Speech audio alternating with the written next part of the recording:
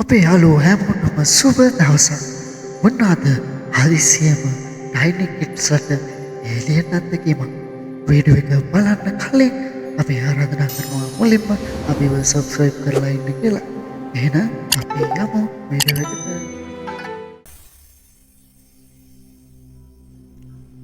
ඔන්න ඩයිනික් කිඩ්ස්ලා දෙන්න හොඳට නිදාගෙන ඉන්නකොට වෙනද වගේම ජනෙල පැත්තේ එකපාරට සතෙක් ඇල්ල දෙන්න හැරෙනවා.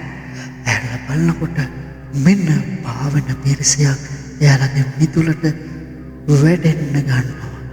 පාවන පිරිසිය ආපහු යන්න උත්සාහ කරත් ඒක ආපහු බිමටම වැටෙනවා. දෙන්න කලබල වෙලා එළියට දුවනවා මේ මොකද්ද කියලා බලන්න. එයාලා හරි කැමතිනේ මේ වගේ දේවල් හොයලා බලන්න. ඉතින් ඔන්න දෙන්න එමින්ට පාවන පිරිසිය ගාවට යනකොට ඒක හොඳටම අපලං වෙලා බිම වැදිලා කැඩිලා ඉහළට යන්න උත්සාහ කරා. ඒක නැවත පාරක් ආපහු පොළොවට කඩාගෙන වැටුණා. දෙන්නට හරිම පුදුමයි මේ වගේ දෙයක් එයාලා විඳලා නැහැ. එකපාරට මෙයාලා දකින්නවා ඈතින් ඒලියන් කෙනෙක් වැටිලා ඉන්නවා. අපේ ඩයිනෝසර්ස්ලා දෙන්න ගිහිල්ලා බලනවා ඒලියන් මොකද වෙලා තියෙන්නේ කියලා. එයාලා දෙන්න යාව හෙමින්ට පරීක්ෂා කරලා බලනවා. ඉතින් කොහොම බලනකොට එක පාරටම ඒලියන් ඇස් පිල්ල ගහලා මොනවද කියන්න උත්සාහ කරනවා.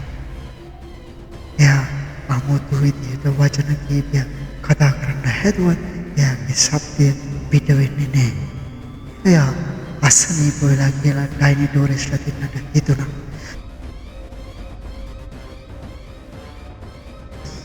ඉතින් මේ දෙන්න ඒලියන්ව උස්සගෙන එමිනිට ඒ ඇතුළට අරගෙන එනවා. ඒ අතුරට අරගෙන ඇවිල්ලා එයාලා ඇඳේ නිදි කරවලා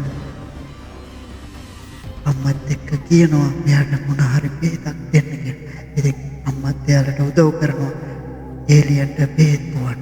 ඊට පස්සේ ඒලියන්ට සිහිය එනවා. සිහිය ඇවිල්ලා ඒලියන් අපේ ඩයිනික් කිඩ්ස්ලාගේ අතින් අල්ලගෙන මොනවදෝ කරනවා. ඊට පස්සේ ඩයිනෝසර්ස්ලාට එයාලා ඒලියන්ගේ ලෝකයේ තියෙන සුන්දර පරිසරය මවලා පෙන්නනවා. ඒක ඒලියන්ගේ දක්ෂතාවය. හරිම ලස්සන පරිසරයක්.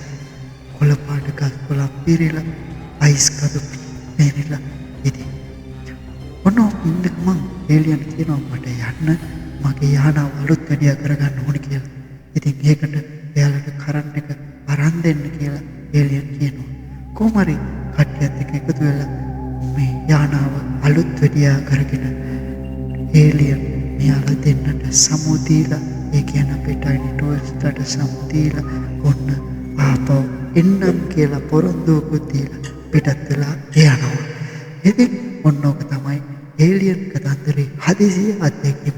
මේ වගේ ඒලියන් නැවත එයිද මොනව වෙයිද කියලා අපි ඊළඟ වීඩියෝ එකකින් බලමු. එහෙනම් අපි යනවා සුබ දවසක්.